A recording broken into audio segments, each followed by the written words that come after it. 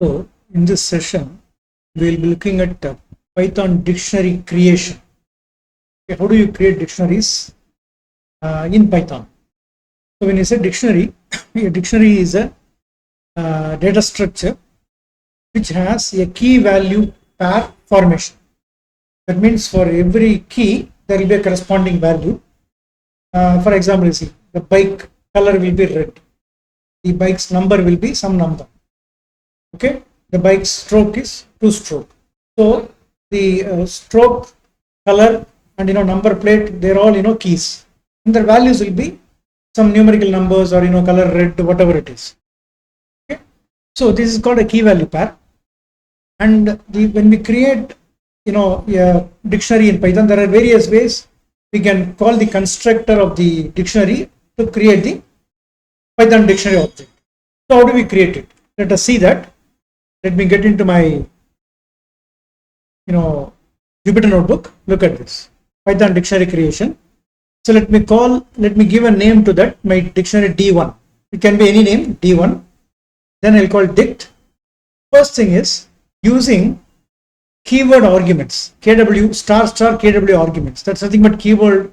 When you put double star on, that denotes the keyword, the key value pair kind of thing. Name and associated value. Okay, that's called key value pair actually. Okay, now what I can do, I can just say name is equal to, I'll just say Anand, my age is equal to 34. Okay, and I'll say address is equal to, I'll just say Main Street, Delhi. Fine. So this is how you see keyword argument kind of thing is used for creating a dictionary. Okay, so here you can see here, this is called argument name, this is a value. Argument name is age, value is 34. Argument name is address, value is Main Street, Delhi. Okay, so let me just say D1, you can see it. So this is a dictionary which starts with a flower bracket, ends with a flower bracket, and it has got key value. Okay, now if I have to locate that one individual key, so I can go for it. I can just say D1 of within square bracket name. So I'll get Anand. Suppose if I say age, I'll get 34. Okay, fine. So this is how you access the individual keys of a key for the corresponding value. Okay, to access the individual values, you always give the name of the dictionary within square bracket. You have to provide the key. Okay, and dictionary does not follow indexing, so you have to it does not follow in a sequential indexing, so you have to follow the naming. So every key should be named, D1 of age, whatever it is. Okay, so this is one way of initializing a dictionary. What is the second way of? There are three ways. Okay, you can see a second way using mapping. So when I say mapping, I'll create one more dictionary. D2 is equal to dict of. What is mapping? Mapping means you should have a flower bracket. Within that I can have name. Okay, or whatever you want. Employee ID, colon, I'll just say employee ID will be E101, comma, name, colon, okay, I'll just say Raghu, comma, I'll say mobile number will be some number. Okay, so this is called using mapping.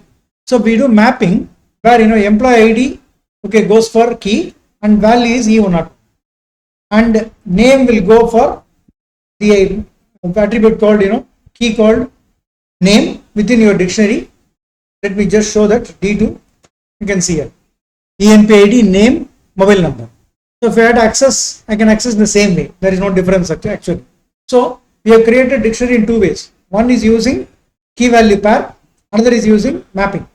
The third way of doing initializing a dictionary is using an iterable.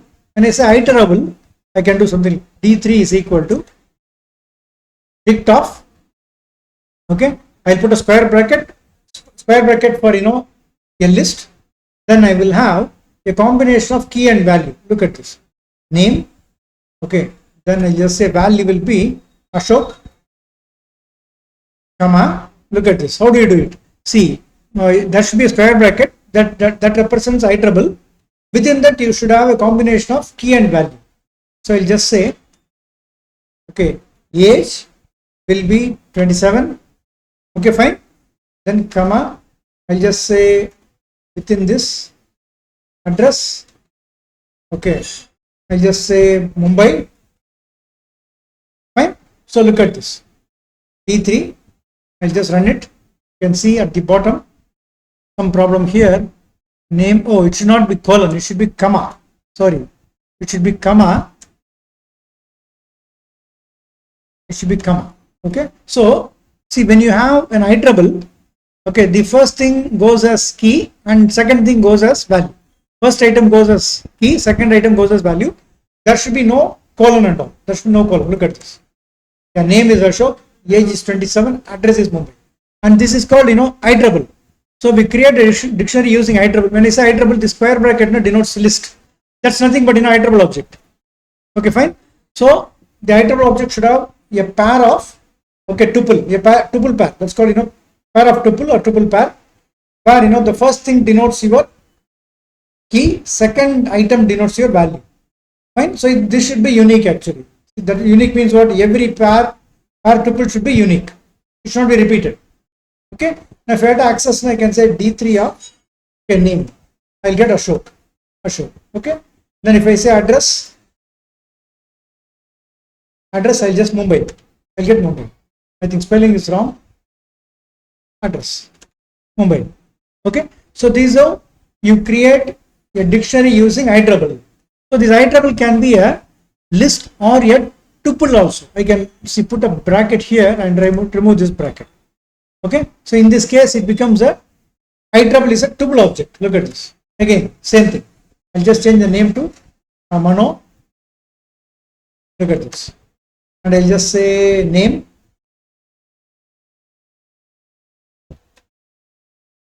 Mano. Okay. Age will be something like this.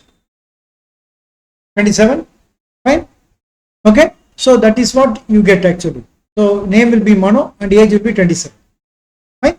So these are three ways you create a dictionary. Okay. As I told you, it is using, okay, key value pair, using mapping, and the third way is using I triple.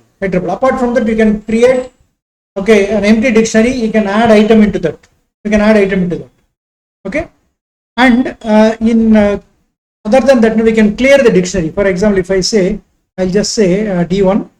D1 has got Anand and sort of thing. I'll just clear it. Look at this. D1 dot clear. Clear method. And if I say D1, nothing will be. Look at this. It's clearing all the keys and values. That's it. Then I can have copy. When I say copy, I can do something like this. I have D2. You see, I have D2, and I can say D4 is equal to D2 dot copy. So when I call the copy method, D4 and D2 will have same values. Look at this. Print D2 comma D4. See, both are Raghu. Okay, both are Raghu, E, not one, everything. But when I make some changes in one of the dictionaries, look at this. I'll just change it here. After copying, I just come down here in D2 of name.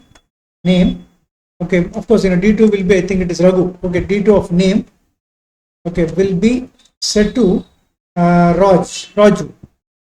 Okay, then I'll print, okay, D2 comma D4, because D4 already we copied from D2, but we make some changes to D2 of name. Let us see what happens. Look at this. See, D2 has become Raju, but look at this. D4 remains Raghu. Look at this, Raghu only, because we made a copy. So when you say D2 dot copy, the dictionary object is made a shallow copy. Of course, when you make a shallow copy, all the basic fields will be separate for two objects. Both D2 and D4 will have different objects for the basic elements. But when you go for advanced elements like a sublist and all, okay, sublist, in that case there will be a shallow copy. So in that case you have to go for a deep copy. Okay. So this is a copy where we copy one dictionary to another dictionary. another variable. Then of course get, okay, of course, get will get the item within that. If you look at this, I'll just say d2 dot get, I want name. Okay, I'll get Raju. Suppose if I say d4 dot get, I'll get Raghu. Okay, then I can say d4 dot pop. I want to pop out one of the keys with value. So look at this, what will happen? Already d4 contains, look at this, let us check d4, employee ID, name, mobile. Now I want to pop mobile. So I'll just say d4 dot pop within single quotation mobile, type d4. Look at this. Yeah. Now mobile field has been removed. That's it. Okay, that's called pop.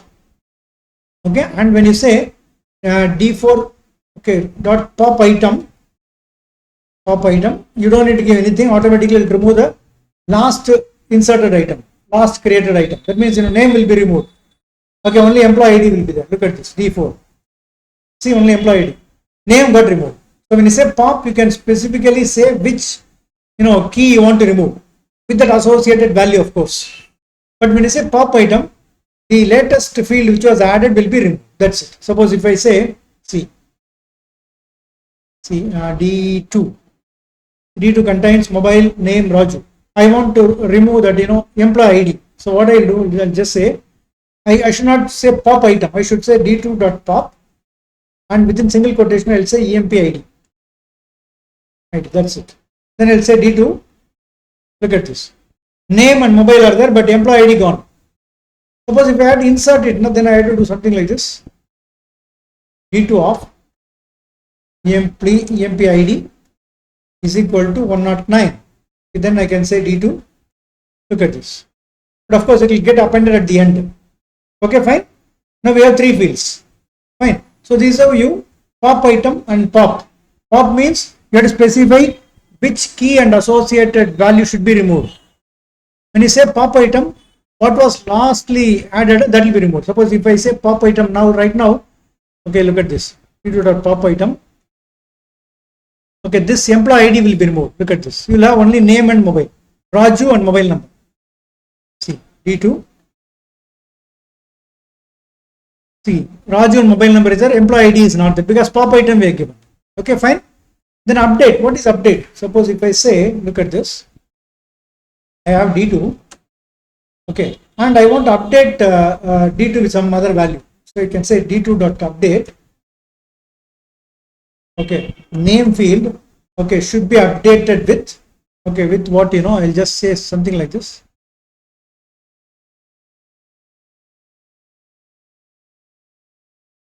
Okay, name will be updated with. Okay, instead of Raju, I'll say Mukesh. Okay, I say Mukesh. Okay, and D2. Look at this. Okay, so you can see here Raju has been replaced with Mukesh. That's called update. So you have to specify the key and what new value you want to add, you want to update. So that the old name will be replaced by new name. Okay. Apart from this, I can do updation this way also. Look at this. Even I can update and add a new field also. Look at this. D2 dot date. I can say name. Okay, will be Mukesh. Comma age. Okay, of course, mobile. Okay, will be updated with same value. I'll take the same value. Same value. Okay, then I want to add one more thing called address. Address will be Chennai. Okay, so you see name Mukesh. Of course, what will happen? D2 object. Instead of Mukesh, I want to give Nagesh. Fine. So D2 object name will be replaced. Okay, by Nagesh. Mukesh will go. Nagesh will come. Mobile number will be remaining same, and address will also be added. So look at this. Print D2. Look at this. Nagesh. Mobile number is same. Address has been added. This field has been added. Okay, Chennai.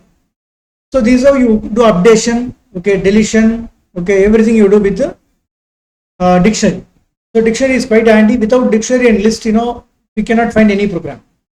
Okay, so these are very important concepts. We'll meet in the next demonstration. Thank you.